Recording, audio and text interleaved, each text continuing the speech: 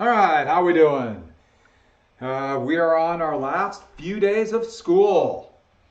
Well, for me, so I'm going to keep going for 3 more days. And I want to get to a couple really big events that still affect us today. And I am in awe how history repeats itself. This is such an incredible time. So all of you know exactly, well, not exactly, no one knows for sure what's going on, especially in large cities all over the United States. Protests have turned to violence, and the violence appears to be, well, I think you can see it. We can see violence by the protesters and violence by law enforcement. It is unbelievable. And the reason I'm saying this is because it's happened so many times in the past. This is the anniversary. It's actually the 99th anniversary right now of something I've mentioned before in class. In Tulsa, in 1921, there were massive protests or massive attacks on a segregated neighborhood of African Americans, and eventually the National Guard would be called in, and they actually bombed the neighborhood and killed hundreds. And it started because a young black man, supposedly, there's so many things, everything blows up, but stepped on the foot of a white female elevator operator in Tulsa. And then it blew up into race riots. And we can see the same things happening right now. How it triggers by some event. Something happened in 1935 35 in Brooklyn, where a young black man was arrested and shot by the police and erupted into violence. We can see it again and again. We're just a couple days off from the Zoot Suit riots and protests in Detroit in 1943. That's almost the anniversary. What we're looking at now, 43. So we're looking at 88 years ago. And so all these things keep coming back around time after time again. And one more thing that's happening now that just blows me away. This has been going on forever, literally, where there's this whole cry that these protests are actually caused by outside agitators, and the people who are protesting really are being pushed by outside agitators, and they have no real reason to be angry. Everything would be fine if not for people coming in. And this blows me away how this has happened time after time in history. Back in 1831, Nat Turner's Rebellion. I hope when I say that people are like, oh, I kind of remember Nat Turner's Rebellion. Why? Abolitionists. That's what they said. It was abolitionist agitators, and slaves were perfectly happy. Heck, remember during the Emmett Till trial back in 1955. And what did the sheriff say? Outside agitators from the NAACP. And now what are they saying? Oh, outside agitators are coming in to New York City or Minneapolis or wherever. Now, there's all kinds of variables, but it's incredible how the powers that be keep using the same arguments time after time. And their expectation is that people won't understand, won't know, that it's never happened before. Oh, this is brand new, so obviously it must be outside agitators. It just blows me away. That is why history is so important. I know I'm just saying that because partially it's my job and I actually believe it, so it's confirmation bias, but it really is. If you don't know the past, it'll happen time after time after time. And it's amazing how people bring this up.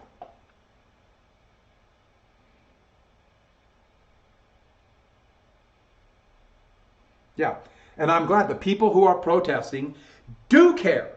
And there are incredible issues. This was not just all of a sudden one thing happened, all of a sudden, oh yeah, well, well now let's get mad. No, this is a building up. And don't forget, we're at a time, it is almost like we have 1918, 1929, and 1968 all wrapped up into 1 year. 1 out of 4 Americans have just lost their job. We have a pandemic that no one has any idea. No one has any idea how bad it will be. It could get worse, it could get better. We have no idea. We're right in the middle of it, and protest. Wow, what a time. It and then we have people who look at the protesters and say we have to send in the army and shoot people. In fact, President Trump used the saying, when the looting begins, the shooting begins. Well, this is exactly what people said back in 68 and 60. This became a very conservative backlash, back in the 60s, to literally shoot shoot protesters. And it's brought back again. It's like, wow. You think, boy, these kind of approaches have ended. No, they never. It always cycles back again. Wow. I'm sorry. This has just been an incredible time. So let's get to this. Here's Nixon. Nixon was elected, and I don't know what he's doing with his hands, but he wins with this narrow margin, promising to bring the country together.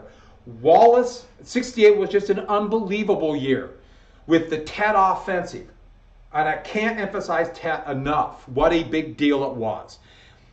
And then Martin Luther King being assassinated when he was on his way to support a garbage workers strike and planning a poor person's march. Then Robert Kennedy was assassinated. Now, almost certainly assassinated by lone gunmen, but that's not the point.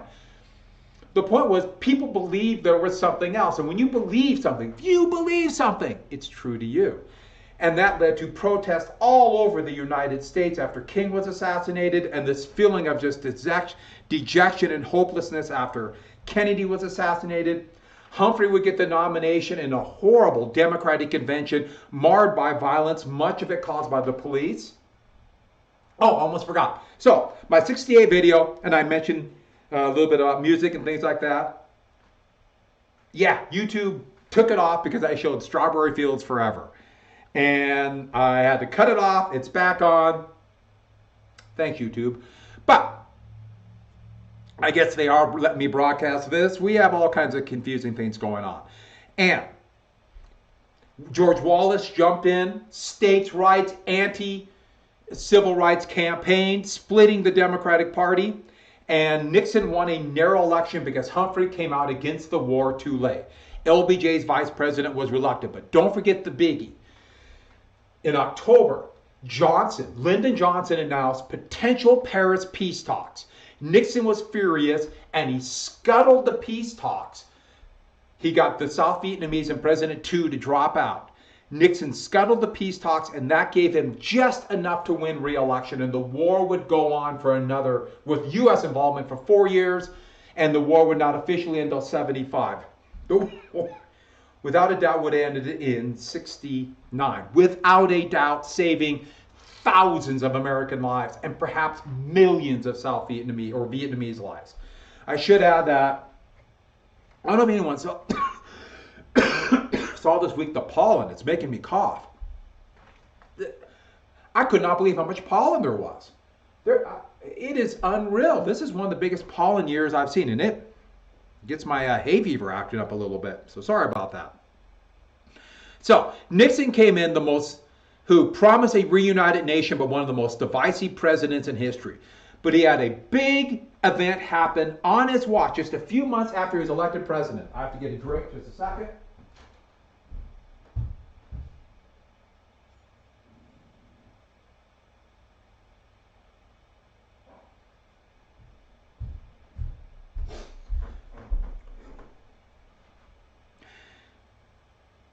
The United States landed a man on the moon, or at least that's what they want you to think. Special topics, we'll always do a unit on this. There's a whole conspiracy about maybe they didn't land on the moon. You've got a valid point. Another conspiracy, pollen. It's actually, nano robots coming in. That's just what I heard. Tell your friends.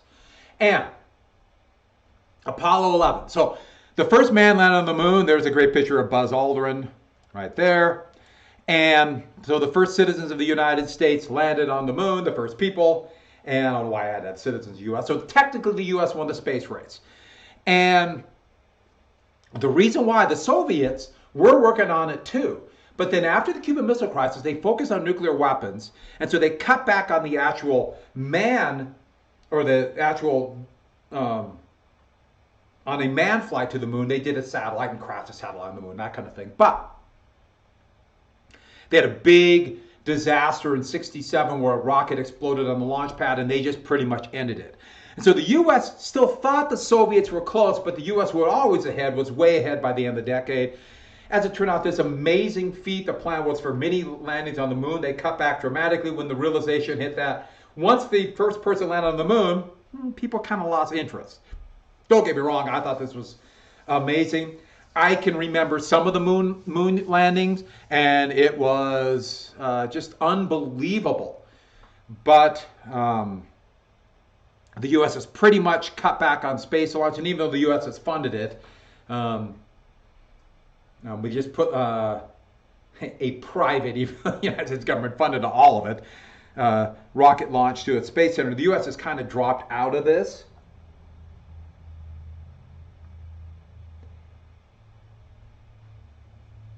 And what we got, yeah, as far as I know, you're the second person. I'm with you. So with that, Nixon got credit for this.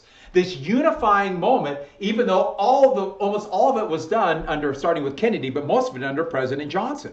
In fact, NASA, their headquarters is the Johnson Space Center in Houston. Johnson, Lyndon Johnson. Why in Houston? It makes no sense to be in Houston. But it's Texas, Lyndon Johnson. So let's get to New Federalism. That's what Nixon's program was. Remember, you got to have a name for everything.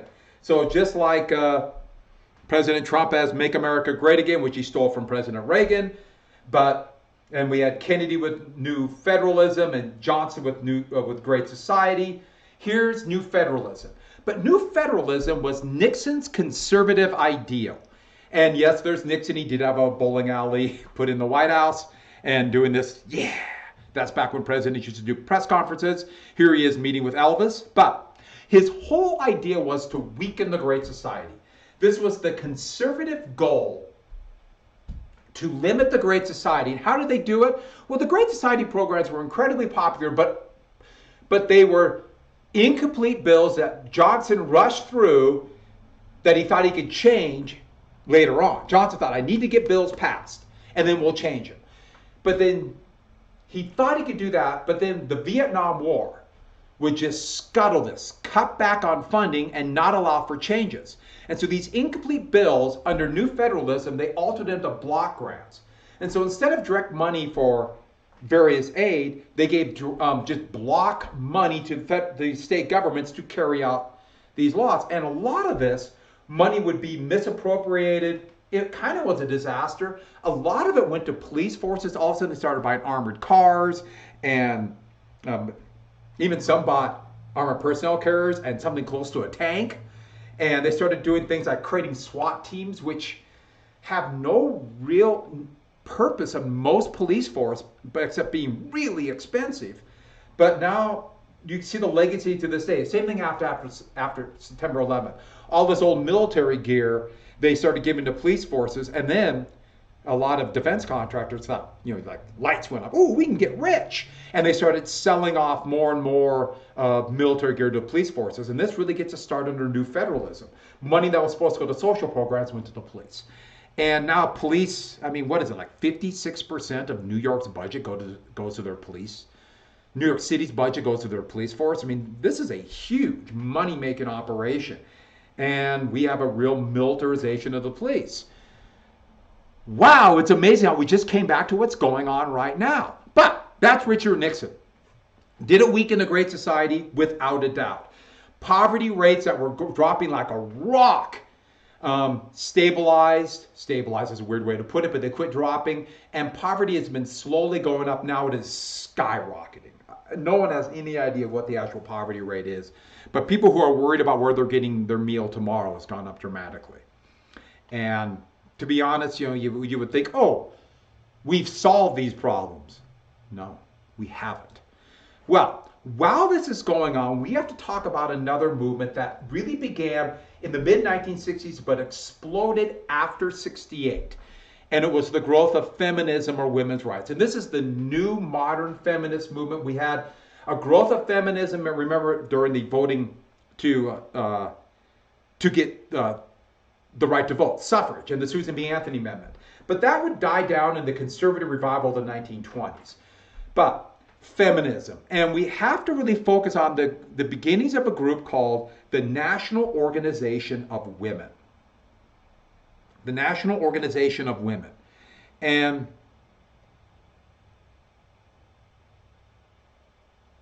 We are forgetting something. Something is not showing up on my screen. Give me a sec. We have a catastrophe going on.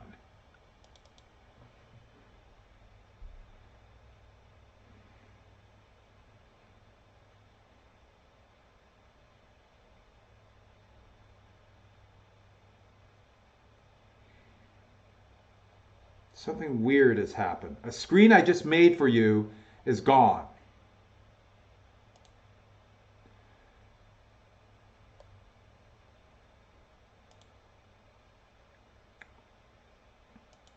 So we will come back to this screen.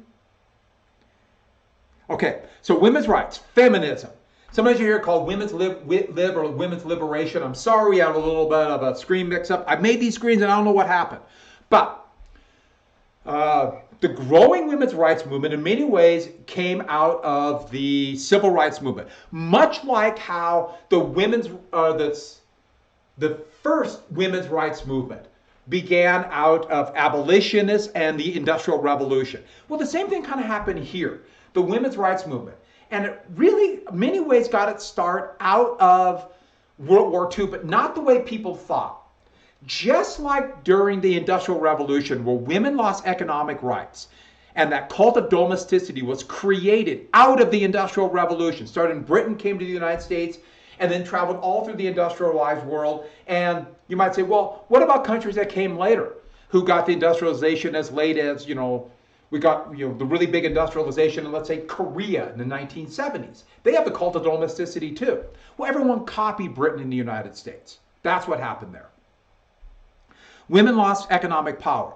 Well, during World War II, more women than ever before, well, since the Industrial Revolution, had taken over jobs of men and positions that men had, and pretty high-level positions like my grandma, who I talked about before. They took over these jobs in World War II. Well, after World War II, there was real desire to get back to the way it was before, a sense of normalcy. So women willingly gave up their jobs, even though my grandma always looked back to that with such pride, but it was like, we're going to go back to the way things should be.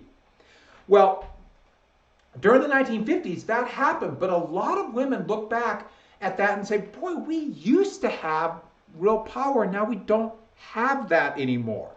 Remember the cult of domesticity. The only avenue for success that women have is to get married and have children. Oh, and keep a clean house. That's it. That's all they have. And this feeling that they were not being fulfilled was spreading throughout the United States, especially just like in the 1840s, in more middle-class families. Why middle class? Because they have a little bit more affluence. Working-class women, it was much more difficult, and a lot of working-class families, women had to work. But Betty Friedan would write one of the most important books in history. She actually started writing this in the late 1950s. So a lot of times you see this part of the 50s, but it was published in the 60s, called The Feminine Mystique. And she's a fantastic writer. It's a really interesting book. And it's in a way from a different era, but it's not. And what the Mystique was, oh, and that's Betty Friedan right there in the late 1960s, or early 1970s, right there. What the Mystique was that women can be happy, that all women need is to have a purely domestic role, that their only avenue for success is to get married and keep a clean house and have children, and that's perfectly fine for women. They need nothing else. And Friedan was writing this as she started writing as a magazine article. She had got her degree, but got married and did what women did. They gave up whatever idea they had of career outside of a family and raised children. She loved her children, had a very happy marriage, but she felt unfulfilled and started writing for a magazine article. She started interviewing people she went to college with. So we're talking a little bit higher level class-wise, but still. She talked to almost all of them who either didn't graduate from college, or when they graduated from college, they immediately gave up whatever ideas they had for careers and occupations and what they wanted to do, and purely became domestic.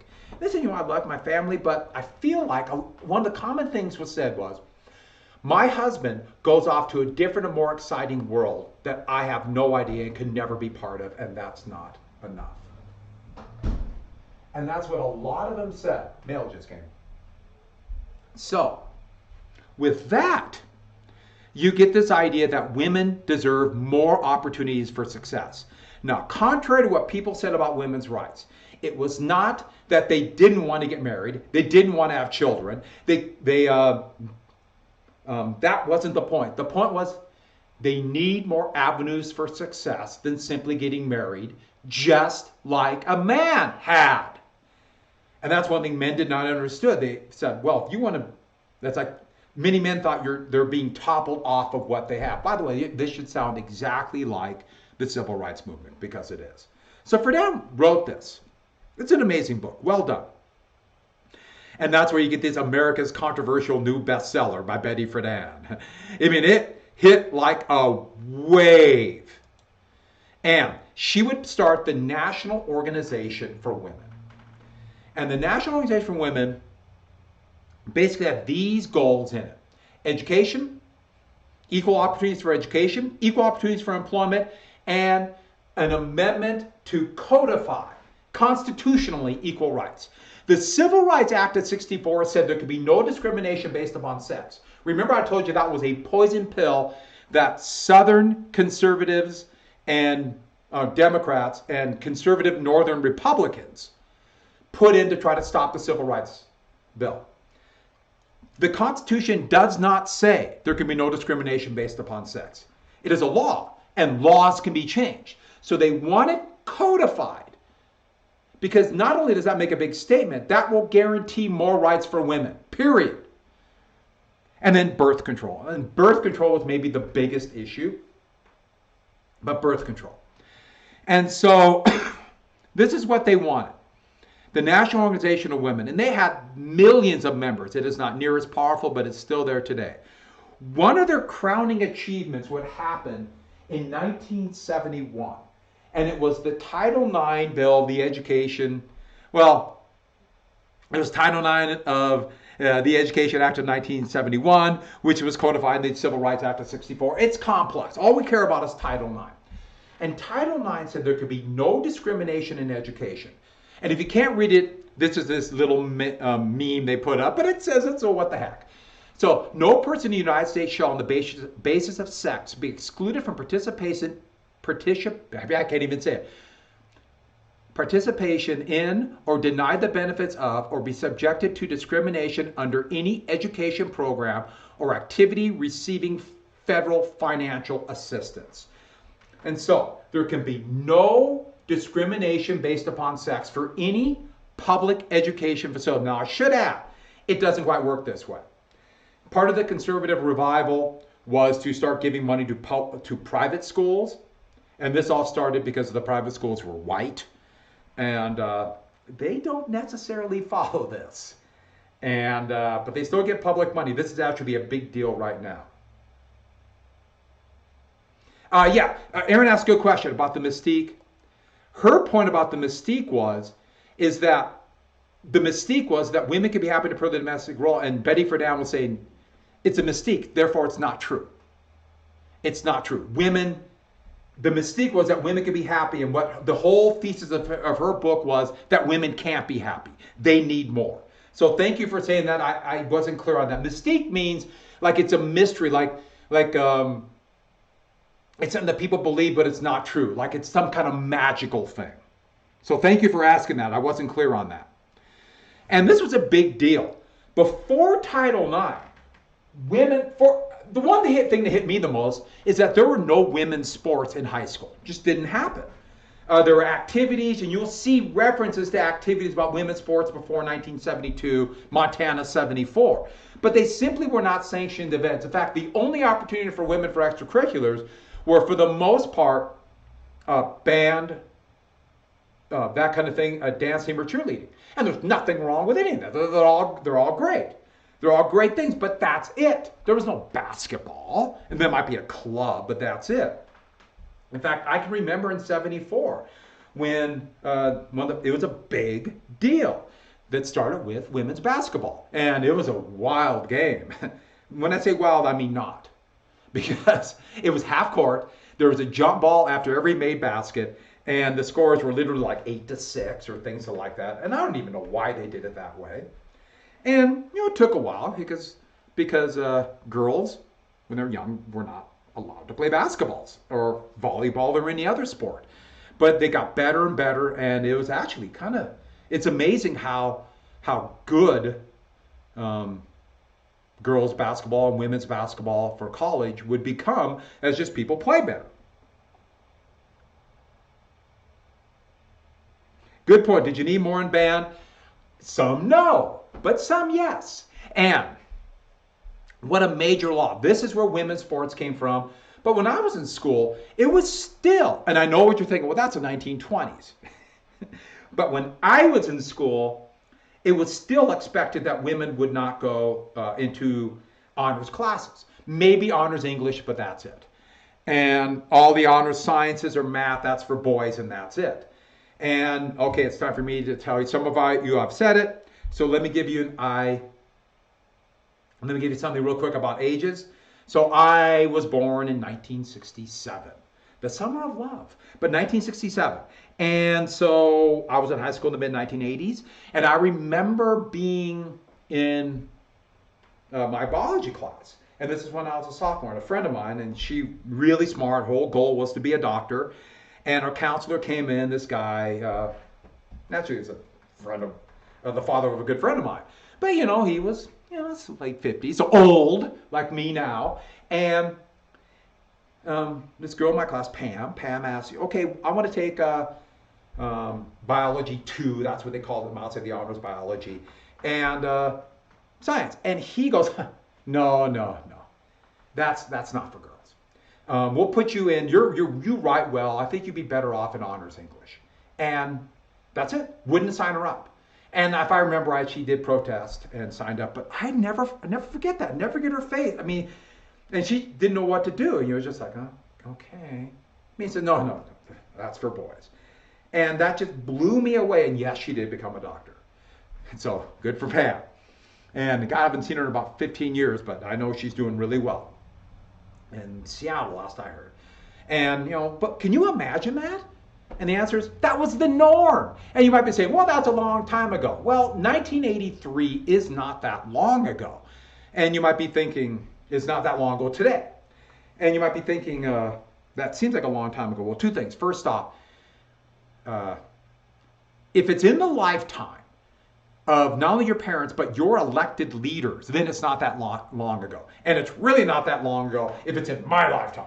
So that was the norm. Now today, it's actually pretty amazing.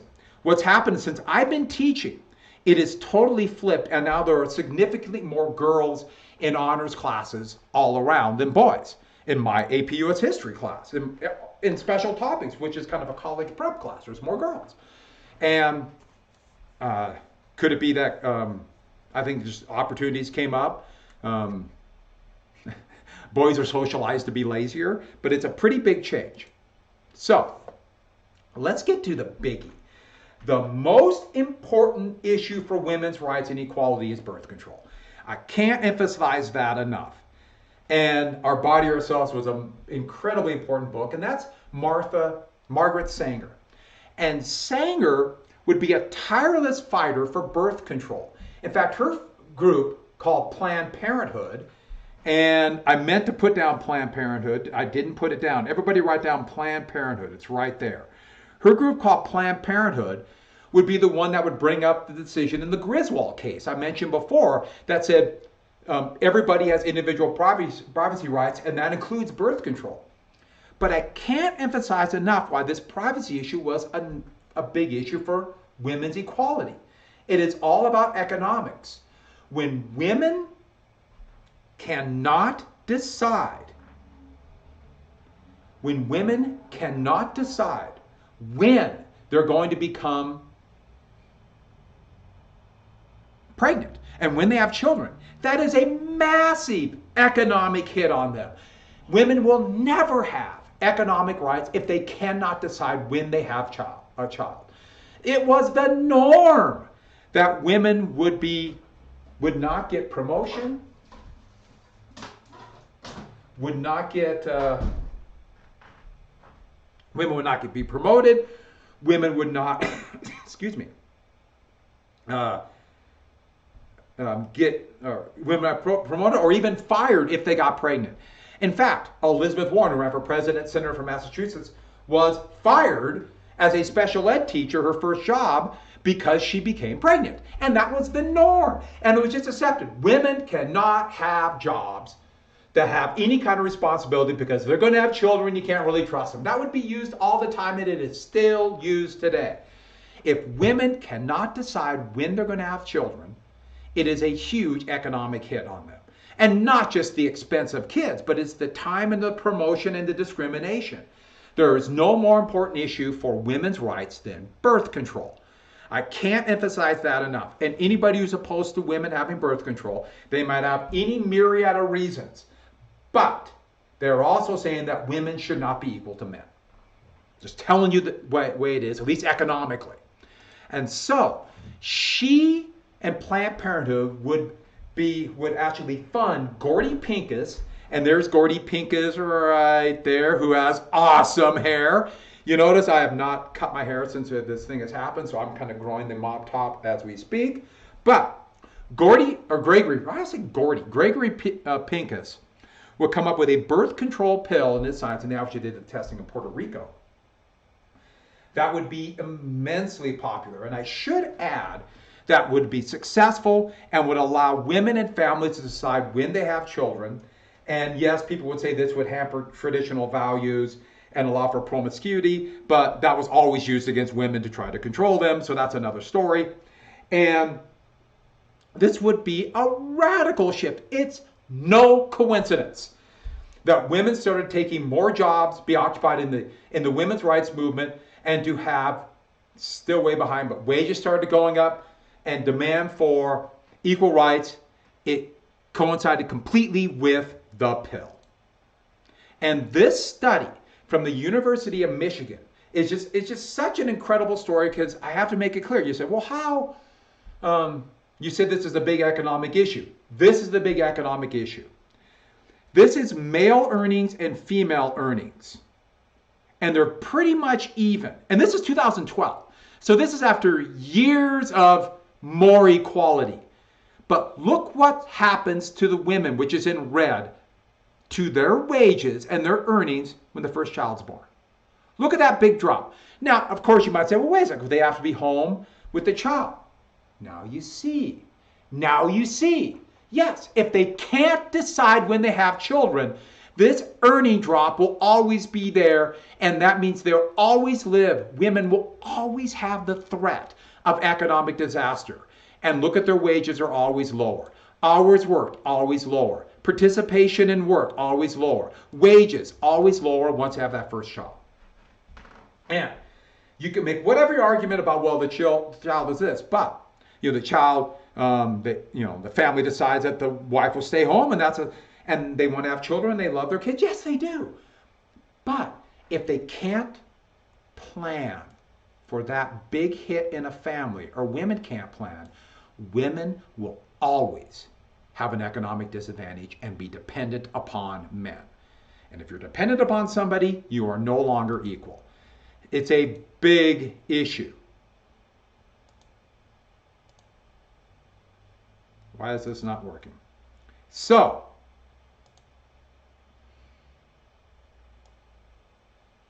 this all comes to economic rights. And this is an ad. I got this. Sorry, I'm having little issues here. Hey, just deal with it. So, here it talks about economic rights. And look at this from 71. Does pregnancy mean you get fired? And that was the norm. Here is somebody writing in, can unwed pregnant women be fired? And you look at this, and the court said, yes, women can be fired. This was a big issue. And I should add that most churches and most people were actually very much for the pill. This would become a big issue in the 1970s. And let's get to the next one, abortion rights. Abortion, another huge issue. Abortion. And this too is an important part about birth control. Now there have been abortions as long as there have been pregnancies. Unwanted pregnancies, there have been abortions. And actually no one really cared too much about abortions until the 20th century.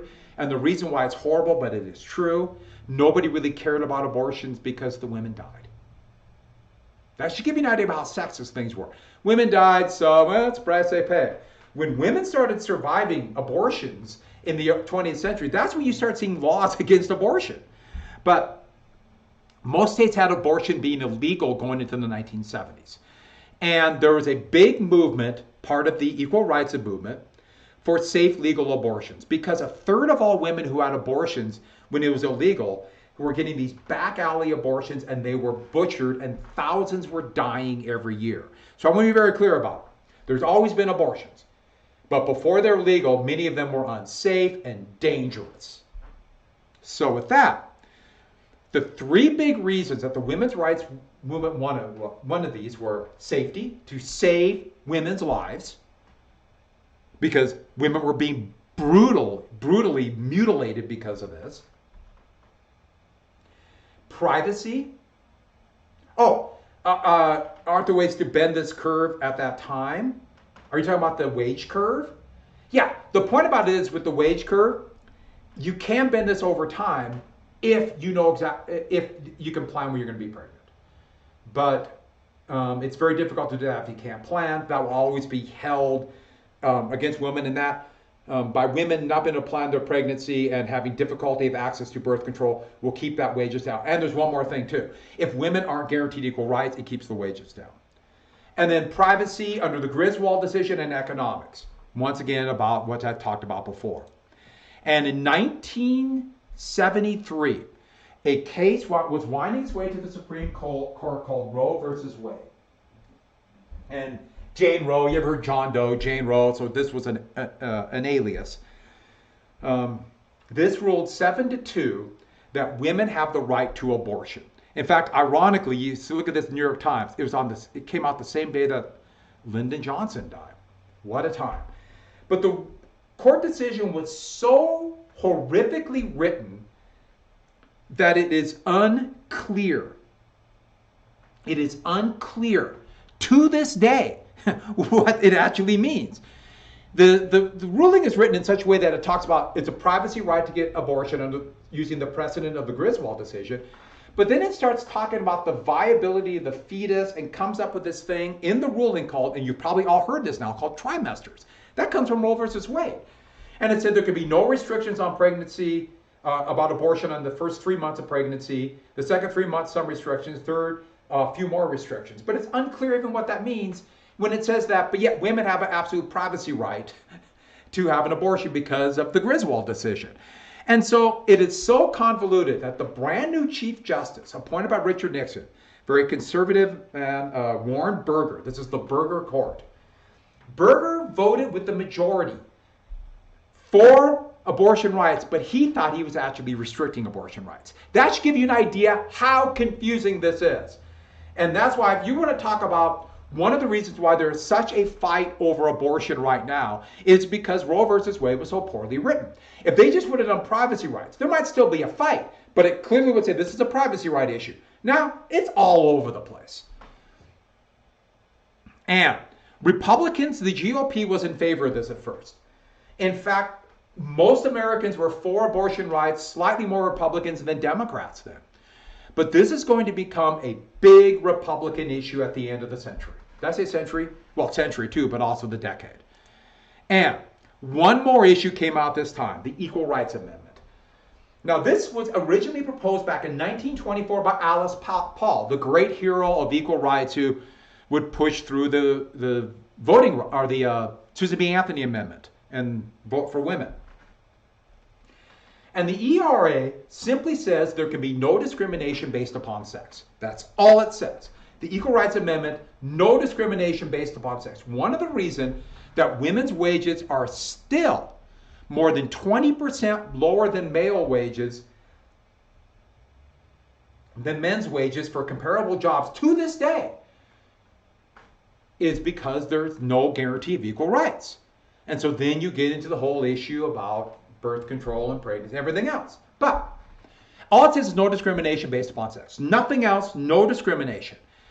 And actually, Republicans and Democrats were all pretty much for this. Everyone just assumed it's going to pass easily, and it would go right through, right away.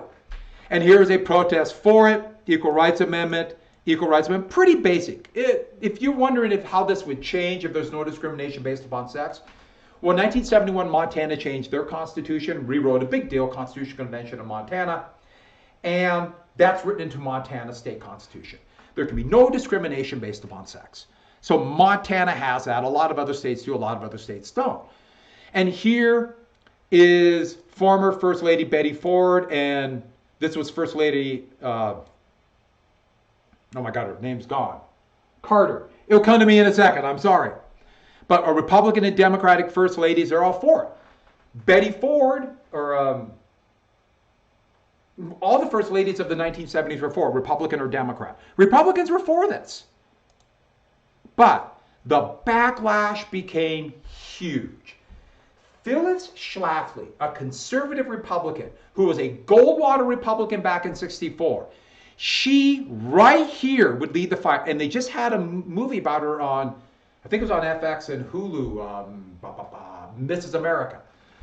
And Phyllis Schlafly, here she is with the Stop ERA sweater. She came out completely against this. And this allowed a lot of men who might have been kind of wavering on it to say, well, why should I be for equal rights if a lot of women don't even want equal rights? And thus the term came, and it's a horribly sexist term, but they started saying it's just a catfight. Women are fighting men. Women don't even know what they want. Silly women. How do they deserve equal rights? And this would help lead on, just like the civil rights movement and other movements, this conservative revival that's happening. And their fights against equal rights, you might be thinking, well, what were the big arguments? Well, they were incredibly effective. Incredibly effective. With the idea that if women could not be discriminated against, this would destroy families. This would destroy families. Women would all divorce their families and abandon their kids. And also, once women had equal rights and could not be discriminated against, they would all become lesbians. We all know that's true, as you can see from this sign from 1974. Feminism encouraged women to leave their husbands, kill their children, practice witchcraft, destroy capitalism, and become lesbians. I mean, this was said all the time. Naturally, women become lesbians, but that's why? Because women, they don't know. They just go off and just do crazy stuff. That's what their thought was. And obviously, what I mean by crazy stuff is they would immediately abandon everything that's natural to them biologically and do this. This was not true at all, but that's what they said. It also said that this would break down society. This would, if women had equal rights, it would this would make young men become gay. And also the biggie, and I can't even begin to emphasize enough, and this poster says it more than anything else. Vote no on ERA, because what's going to happen is there'll be no more men and women's bathrooms. It'll just be people's bathrooms. And that means you're going to have men and women side by side in the bathroom, and they could imagine some, here it is, the rapist going into the women's bathroom. And I can't even begin to tell you how effective this was. I'm not going to have my daughter next to some evil man in the bathroom. And also, one of the things that would destroy marriage is by saying that, this was a big deal. Of course, husbands can rape their wives. This lawyer says rape law not fair to men. And of course they can. That's stupid. Of course men can. And this would come out. Oh yeah, well, this would destroy the marriages. By the way, almost the exact same happened 2 years ago in Russia, where it said that husbands could not rape or beat their wives. This was a big deal, and this will destroy marriage. But back to this. And it worked. It was incredibly effective. They had nearly enough states ratified, and then it froze. Montana ratified this right away. And it failed to pass. These states right here in the Deep South all voted against this. And this is going to become a major issue for the Republicans. And the essence of being conservative would be anti-abortion, anti-women's rights, anti-civil rights at that time. And they called it, under the umbrella term, states' rights. And President Ronald, and this real idea will go back to traditional values. In this context, what are traditional values? The cult of domesticity. The cult of domesticity. Here's Phyllis Schlafly meeting in the White House with President Reagan, who would be the president who would define the conservative revival. And he was for the ERA and then came out against the ERA. And so with that, I should add a couple things though. It did not pass. 35 states. Nevada in 2017, when they had a Democratic majority in the House Senate, voted to ratify it. And constitutionally, it might be too late. But here's the thing. Virginia just did too. Virginia just ratified it. And now it's a conservative, a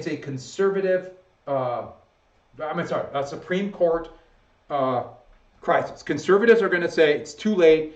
You got to redo the whole process. Liberals are saying, no, we might have enough states to ratify the ERA. My guess is the conservative Supreme Court will not allow this. And the thing is, if they do, the ERA might pass. But my guess is it won't happen. And so that means it would have to go through the process again, and conservatives would not allow that today, no chance.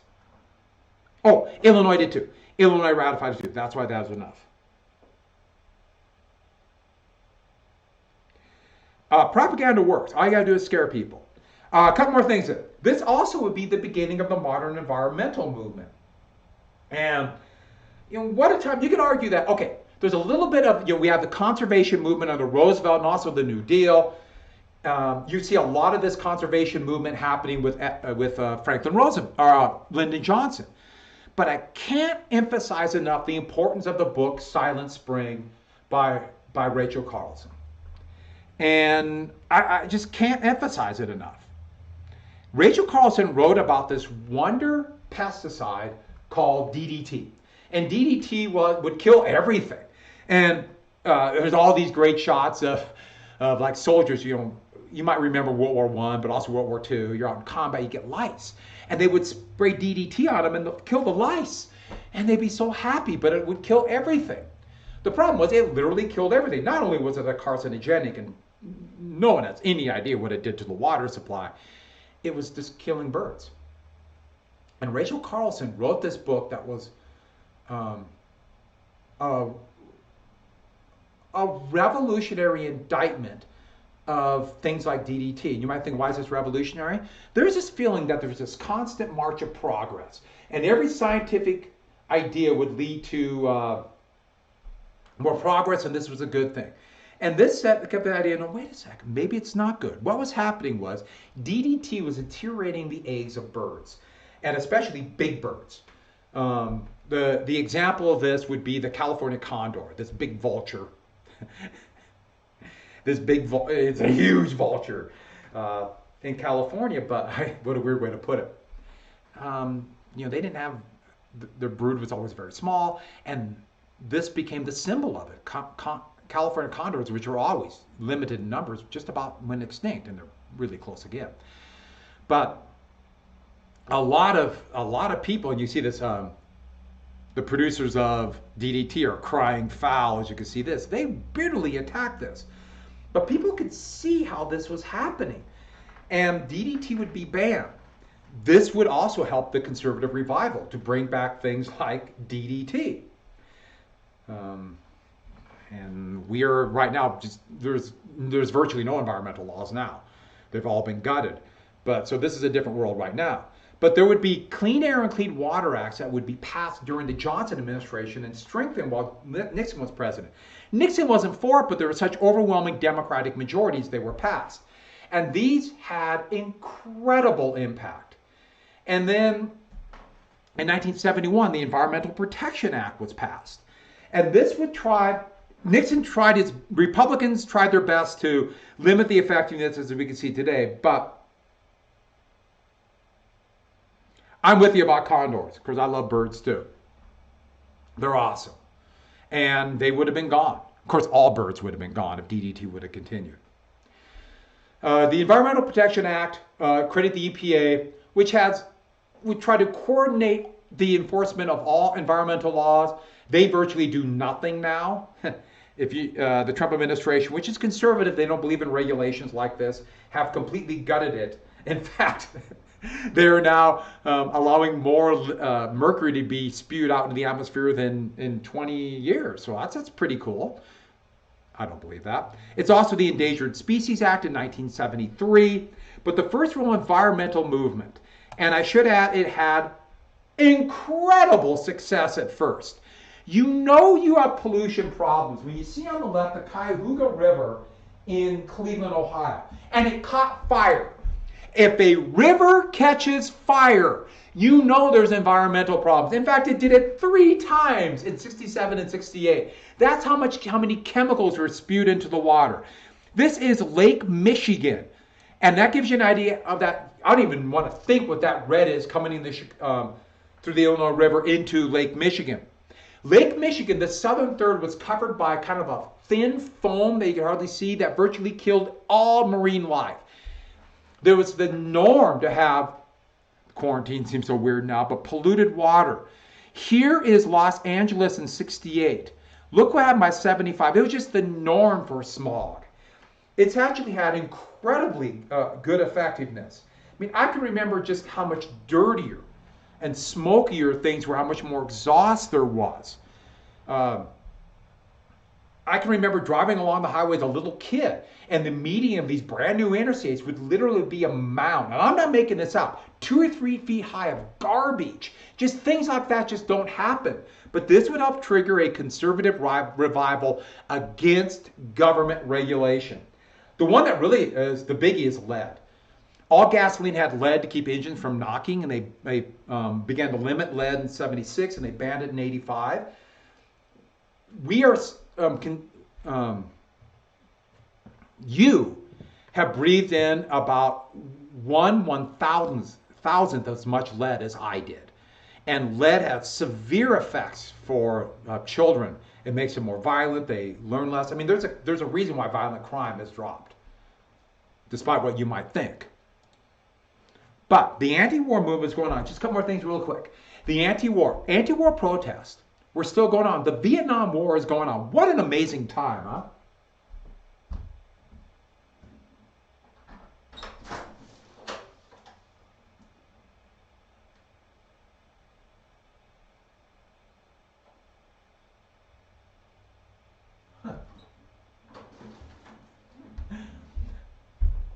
I just got 3 packages and I haven't ordered anything.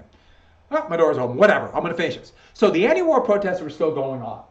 And the biggie happened on November, because remember, it looked like the war might be over, then the war continued. November 14th, 1969, the moratorium. The moratorium, the end of the war. And millions of people walked out of work and peacefully protest, as most protests are, against the war. A massive cross-section. Nixon, who said he had a secret plan to end the war, secretly wanted to stay in the war. Nixon's plan was to pull most American troops out, but massive government aid and firepower they thought they would use. Just continue bombing and bombing and bombing. This should remind you pretty much of what the plan was in Afghanistan and Iraq right now. Just continue to bomb, which kills a lot of people. Nixon was terrified by this. Nixon understood that every year the war goes on and people think the war is going on with a lot of American casualties. If he could limit that, he has better condition.